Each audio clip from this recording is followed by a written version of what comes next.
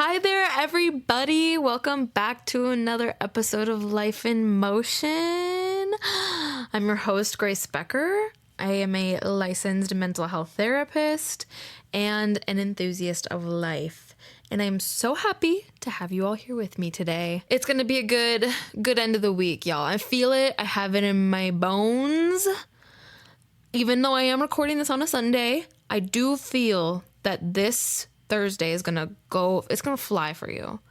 Like it's gonna fly, you're gonna surf right into Friday, and it's practically the weekend by the time you're in Friday. So yeah, and you're gonna have a baller weekend. I can just feel it in my bones. I can feel it.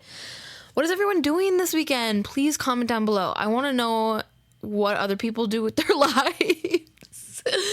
Oh, I want to know what other people do with their lives. What am I doing this weekend? I have some stuff with the podcast I gotta do.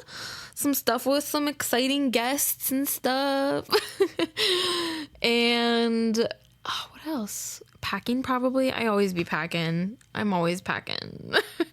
Packing up my house, that is, because I'm moving end of June, and then again at the end of July. I'm gonna go live with my man for a month, and then once his lease is done, we're gonna move out into a home, hopefully, that we will own. Hopefully. Do I move out in T-minus? Let's check. T-minus, let's check. T-minus 36 days is when I move out of my house, and then add a month onto that. 30 days or whatever?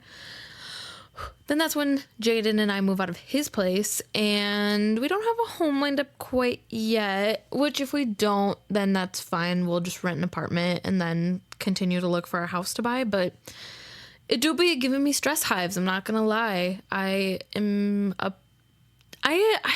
like a mixture of type A and type B. I've talked about on the podcast. I'm definitely a type C girl. I'm a little mixture of both, and it's giving me a little bit of anxiety not knowing where we're going next.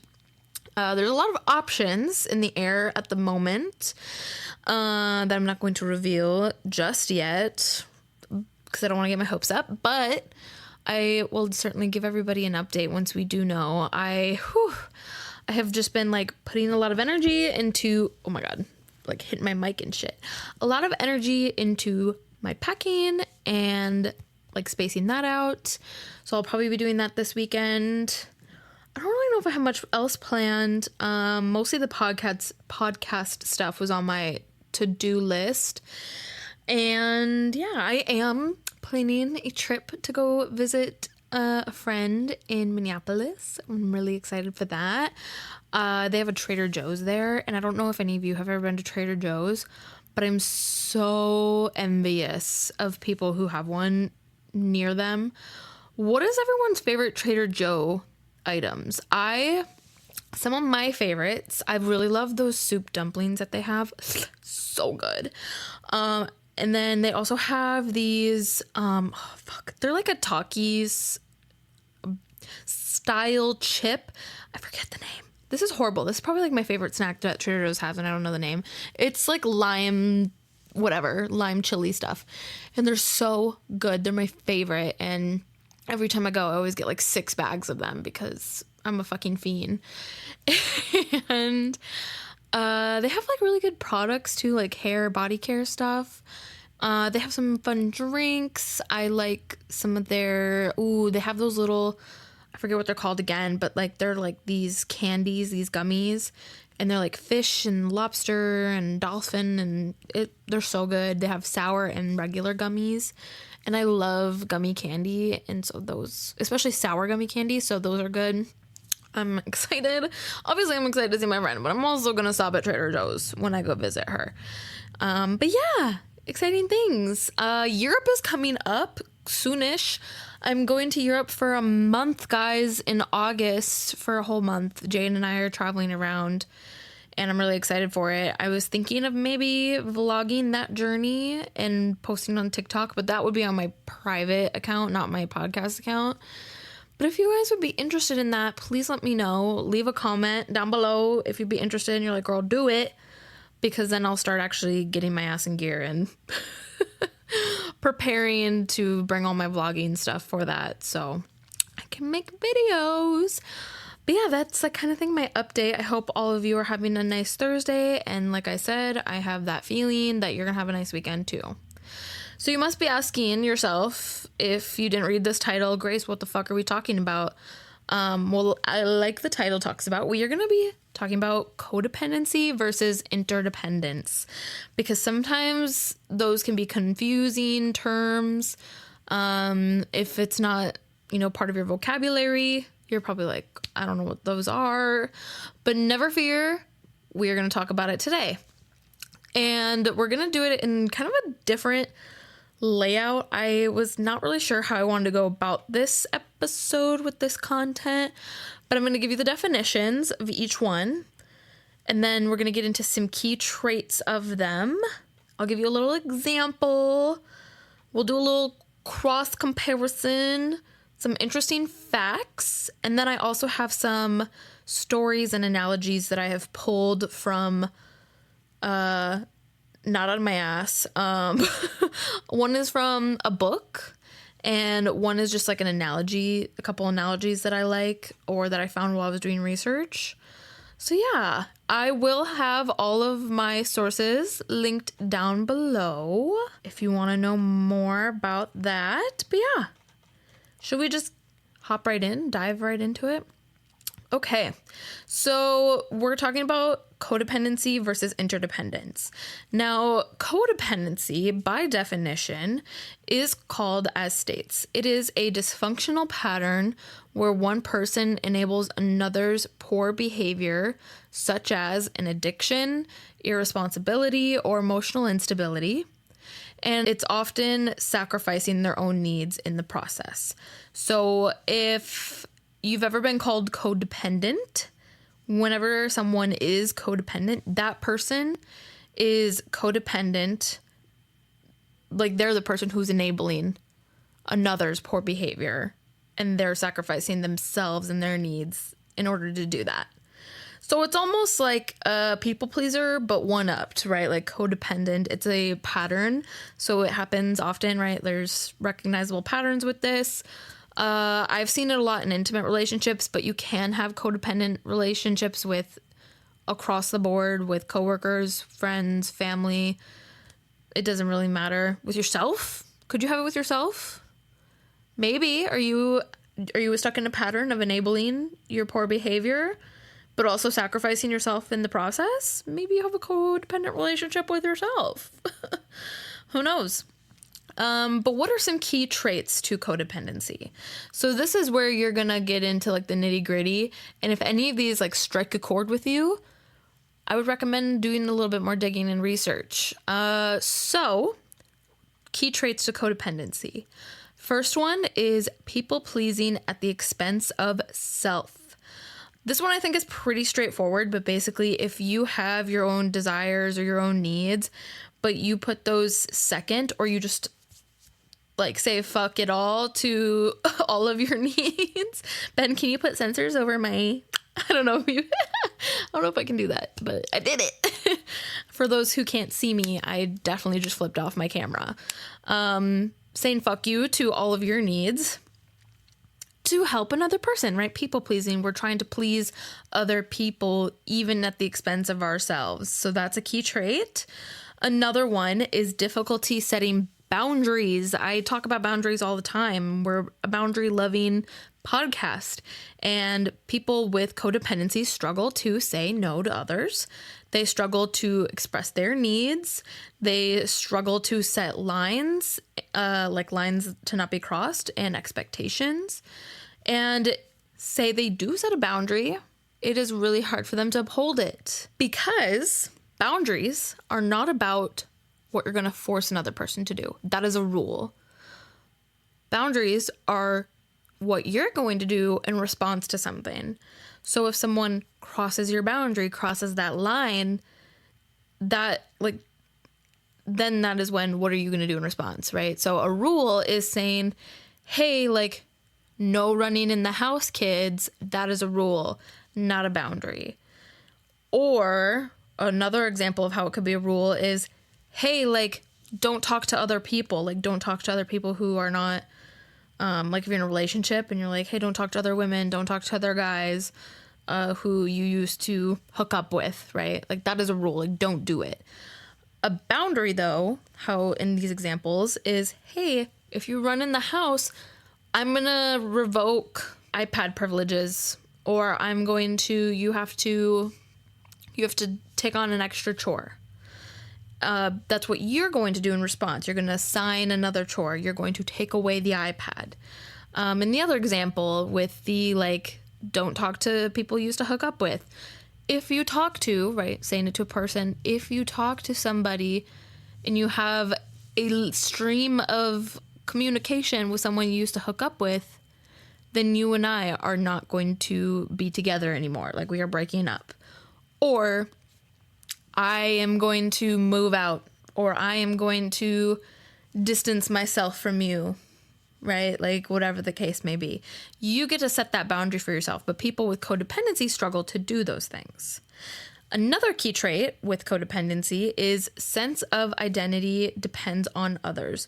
So when you're a codependent person and you're reliant on another person and you people please, and you do this for so long, because remember, it is a pattern, you tend to lose your sense of identity, and your identity tends to mirror whatever the other person or people in your life say it is. So if you are in a codependent, let's say, friendship, where you enable your friend's emotional instability, let's say, and you're often sacrificing your own self and all these things, like you're like just in this like loop, this cycle, this pattern of codependency, and you have this identity that you have lost because you're so focused on your friend and like catering to them and whatever they need, that you forget that you have your own like hobbies, you have your own career, you have your own like thing going for you, and your identity becomes whatever that friend says. So maybe your identity is being their friend.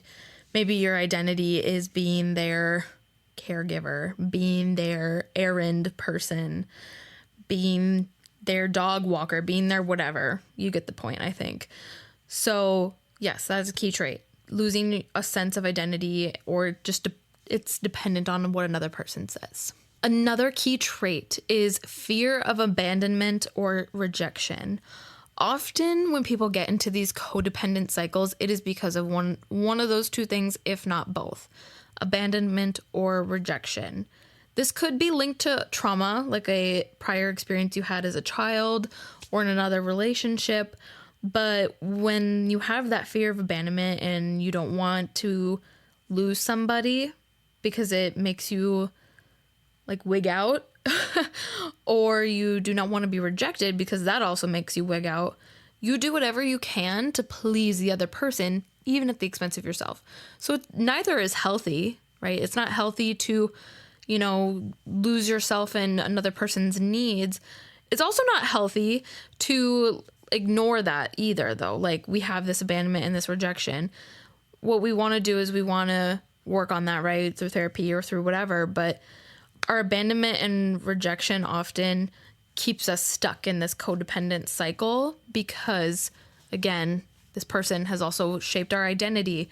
This person has made it difficult for us to say no and to set boundaries. And we're stuck in this pattern. So there's a fear of abandonment and rejection. So we just keep on doing whatever they need, continuing to sacrifice, even at the expense of ourselves. Another trait is being emotionally reactive or not self-regulating. So emotionally reactive basically means a person who is codependent tends to just have really strong emotional reactions to other stimuli.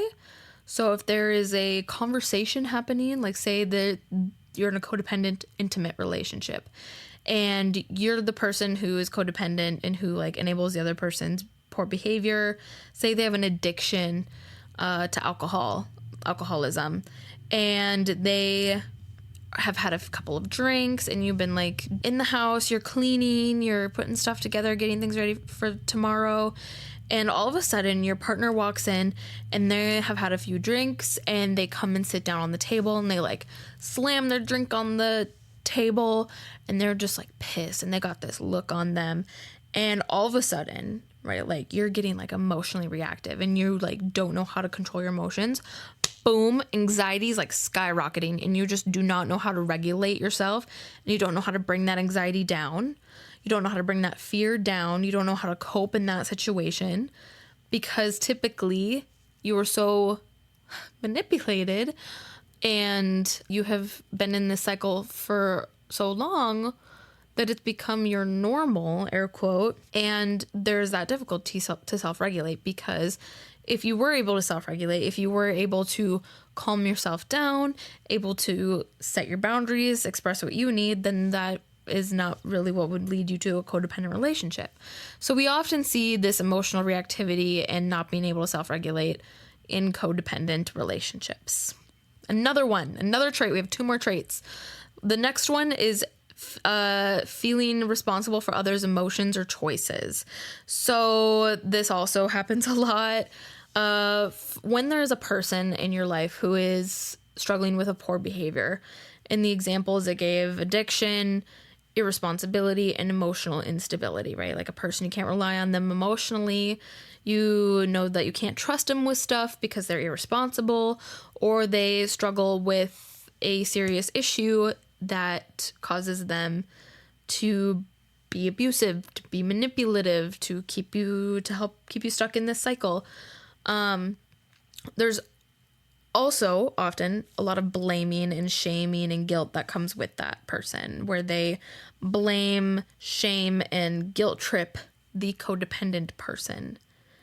Are you following me? Does that make sense? So this codependent person, they feel responsible for the other person's emotions or choices because they have been made to feel like that. They have been made to feel guilty, shamed, or blamed whenever the other person makes a mistake. Like if the one person like breaks a vase because they're pissed off and the codependent person is like, oh shit. And then they take responsibility. They're like, yeah, I'm sorry. Like I probably shouldn't have taking out the trash before you had finished throwing your beer bottle away. I'm really sorry. Like they take ownership of that person, like breaking why did I say vase? The glass. Oh my God, we're all over with this. But you know what I mean? Like they take responsibility for the other person's emotions or choices, but that is not that is not on them though. And that is what can be challenging to come to terms with. And that's why it takes time and consistency and patience to get to that understanding that we do not have that much power. Okay, we do not have that much power over another person where we can control what they do or what they say. So you are in no way responsible for that. Even a person's emotions. You can absolutely do things that influence another person's emotions, but you can't necessarily go to a person and be like, feel mad, feel sad, feel happy. But we can do things to help foster certain emotions, if that makes sense. Okay, so the last trait of codependency is often that it is linked with low self-worth. Self-worth, like how we think of ourselves, how we present ourselves, how we believe we are as a person.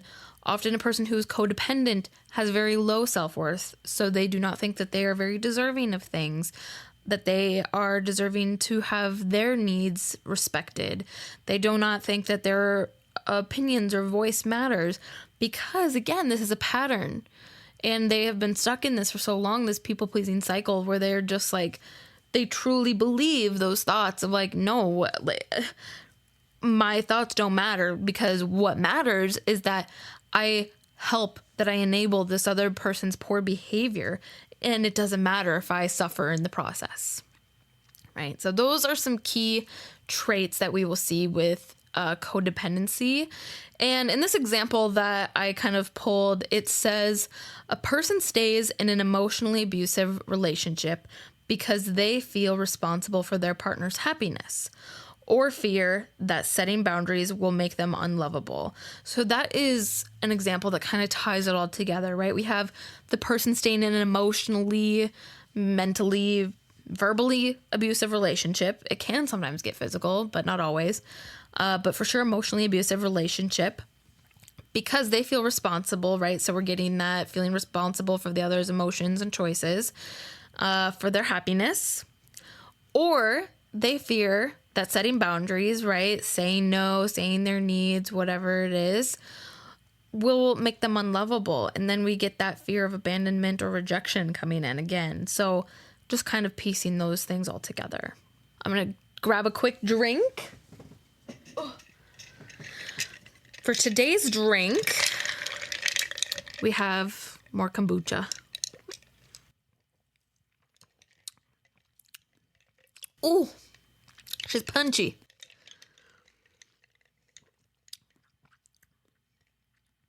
Oh, she's strong, but she's so good.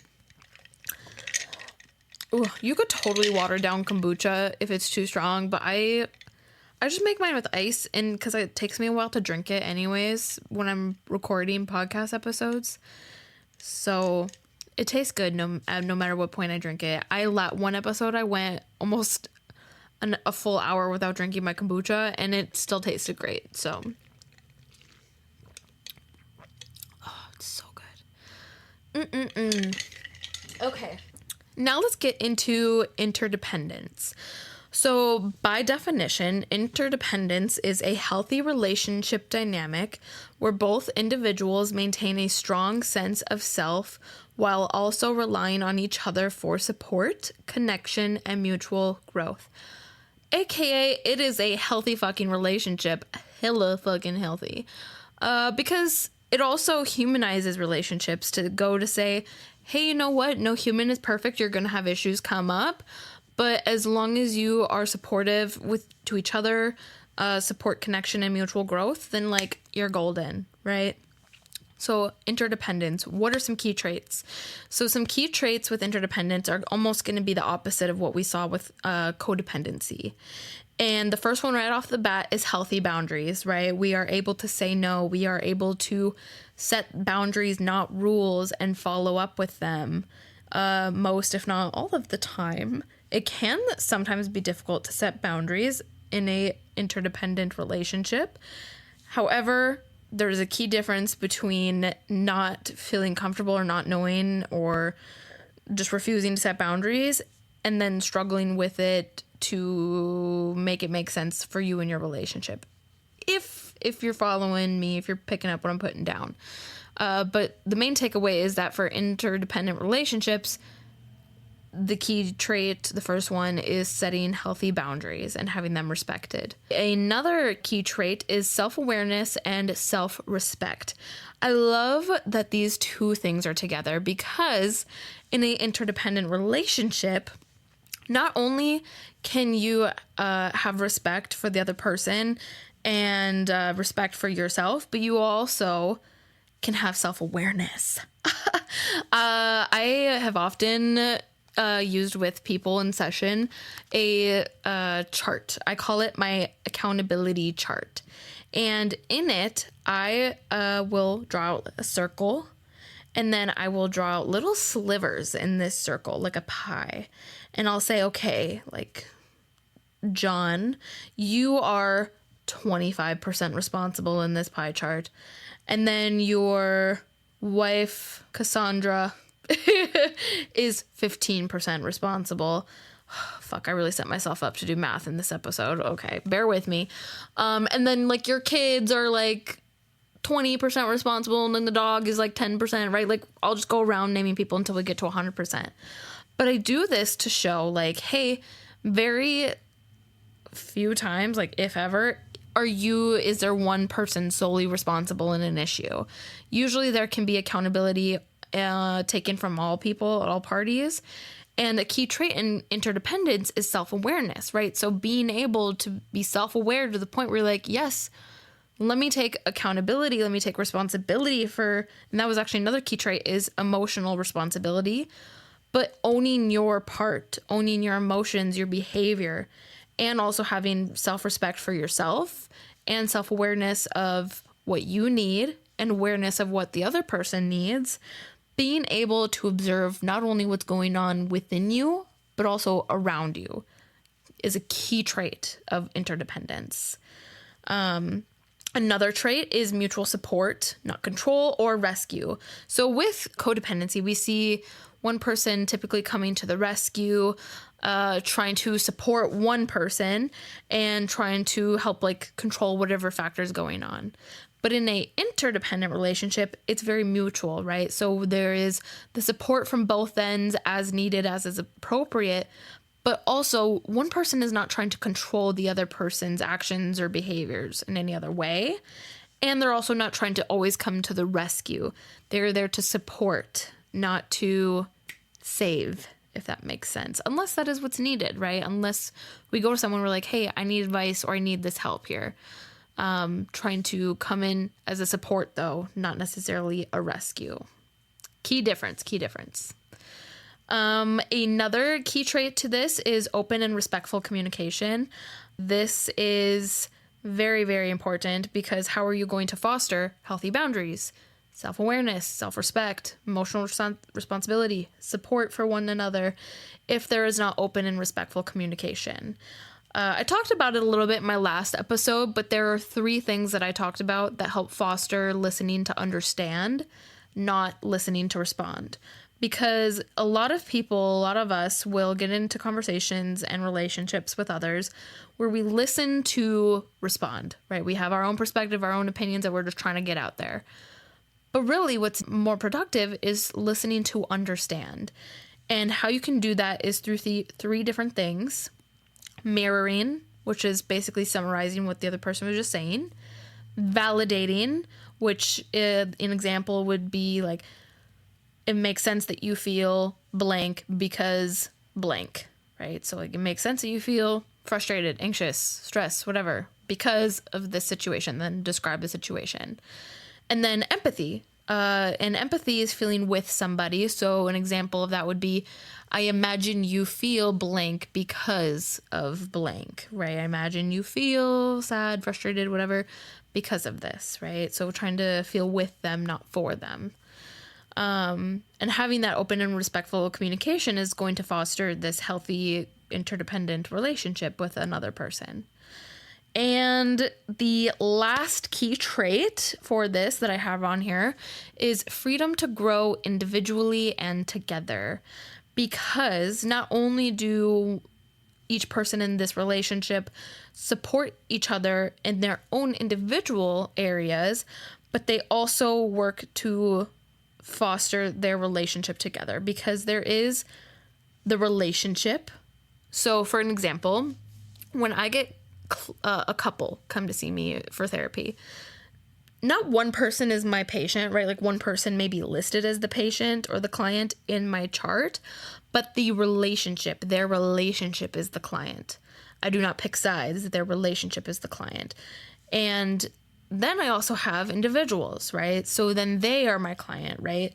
So almost kind of relating to this, the people in a codependent, or not codependent, in an interdependent relationship can recognize, okay, these are ways that we can support ourselves in our individual needs and areas of growth. And here's how we can work together to grow together. I don't know if you see my little cat in the bottom of the corner. Y'all, this is just another reason to watch this episode because you get to see my cute cats. Norman is in the bottom, looking at the screen, bottom right corner. But, he's such a cute little baby, grooming himself. I totally just got sidetracked, everybody. I'm so sorry. It's worth it for the cat. He's a podcast cat, so. So an example of interdependence looks like this. Two partners feel secure both together and apart. They support one another's goals without sacrificing their own identity or needs. Where that was a common theme with codependency, sacrificing one's own needs to support another person. In interdependent relationships, both parties are able to find that balance, which can take time. Like, I'm not saying it's easy to do this, right? It is hard work and you have to be mindful and consistent.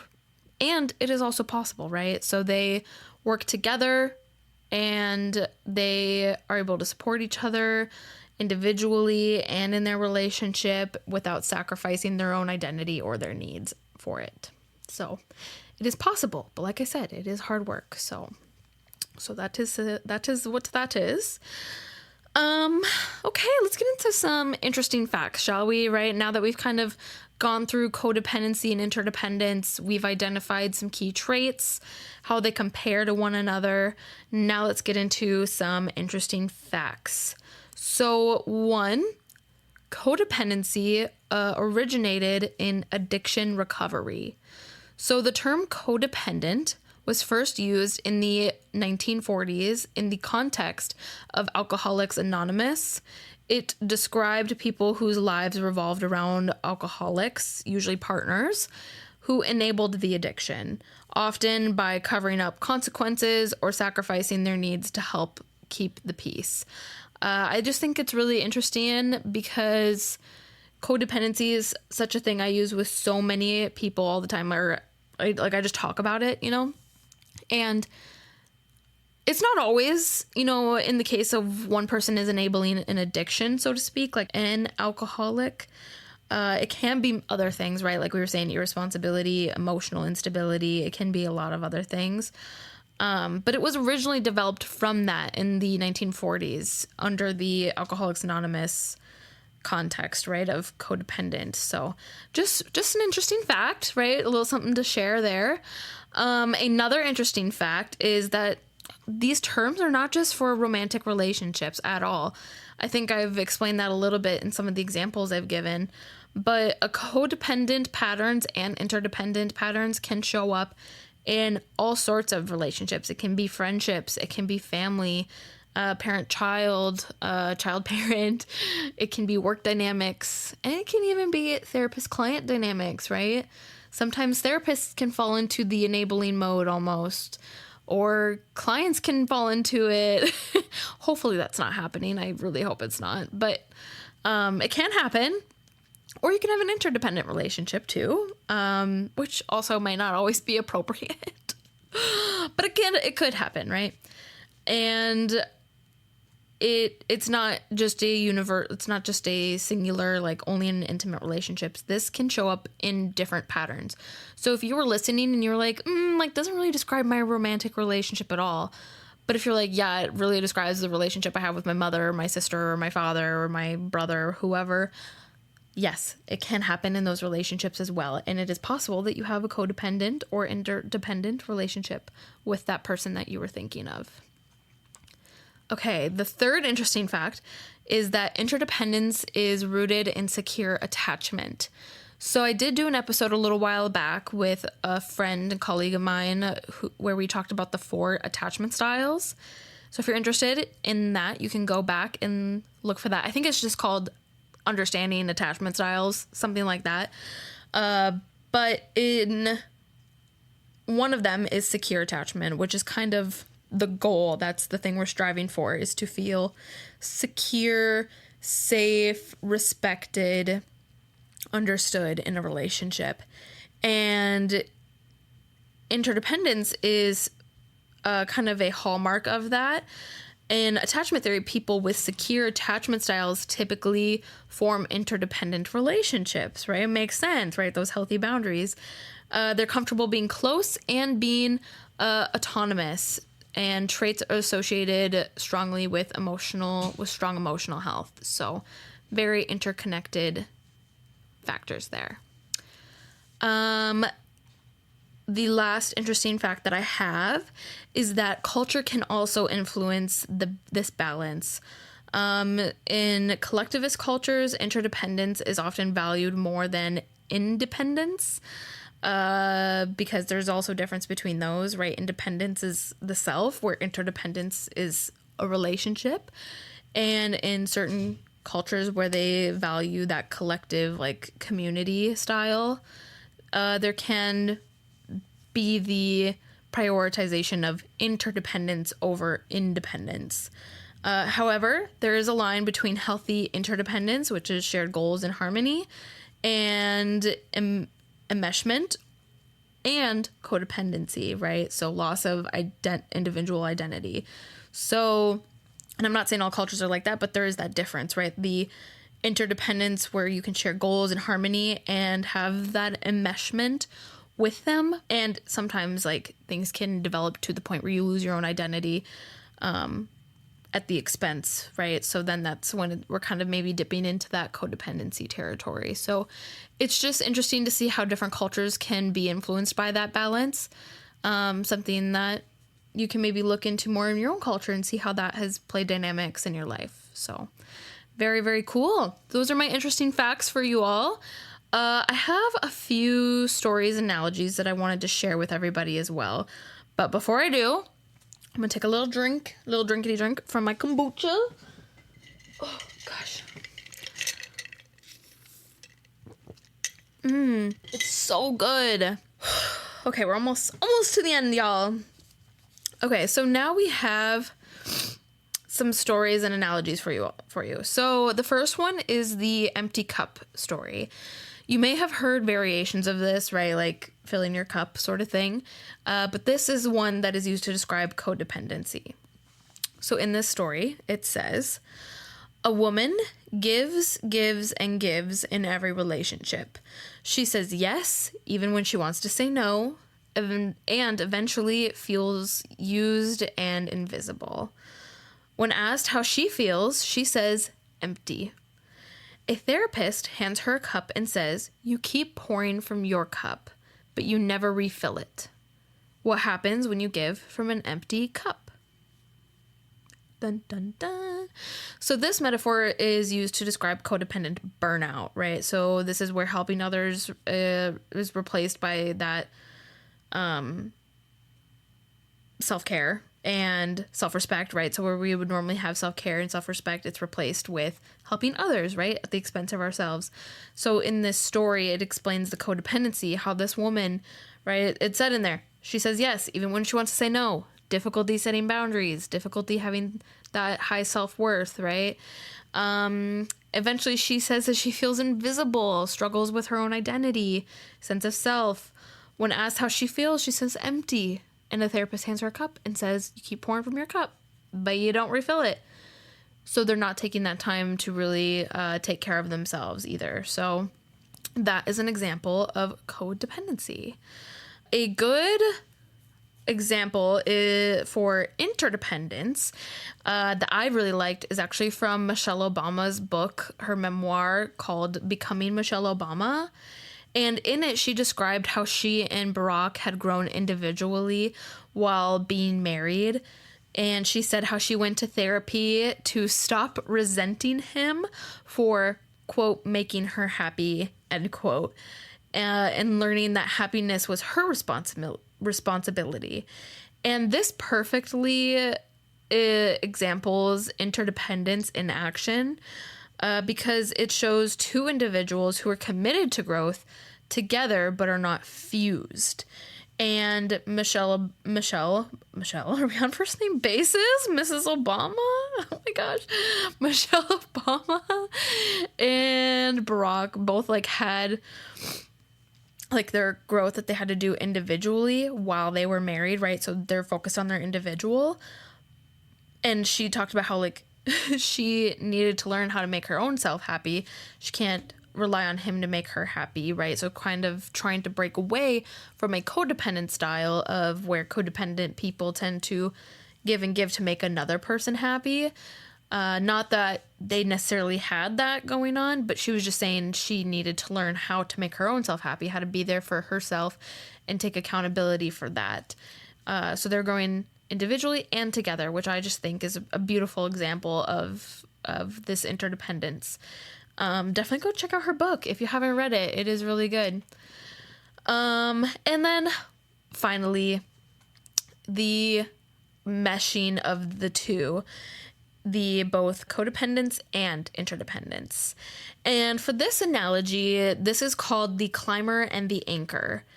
So for people who don't know, rock climbing, there is often one person who anchors to a part of the mountain or part of the wall. Sometimes they're not even climbing. Sometimes they're just at the bottom ready to help whenever, but they anchor, right? So one person can climb and then that person will anchor so the other person can climb, right? So just to kind of give you a visual, if you will. So here it goes. Imagine a mountain climber is tied to a partner with a rope. In codependency, the partner is like a dead weight, pulling the climber down, that anchor, right? Pulling them down, requiring rescue, requiring that need. But in an interdependent relationship, both climbers help each other ascend, each capable of their own but stronger together. Oh, is that beautiful? So imagine this, right? So like you have two people and they're trying to climb this mountain. And one person, like you, in a codependent relationship, it could be viewed like one person is trying to climb and the other person is, you know, trying to, it's like a dead weight, like they're carrying them, right? Pulling them down. But in an interdependent relationship, it's like, no, we're in this together. Like we're both ascending. We're both reaching that top of the mountain. You know what I mean? You know what I'm saying? So that is the climber and the anchor story, to kind of show you how you can view interdependence and codependency in both lights. So that's really what I have for everyone today. I hope you found this interesting. If you liked it, please leave a comment, leave a review. Yeah, a review. Leave 5 stars, please. Just 5 stars will be good. And then you can be on your way. But also send it to anyone if you think that they would benefit from this. Shout out to my editor, Ben. Thank you for all that you do. If you want to get a hold of me, all my socials are going to be linked down in my show notes. I upload a podcast every Thursday, so please stay tuned in to hear all about life in motion. But until next week, embrace the chaos and find the beauty. Bye!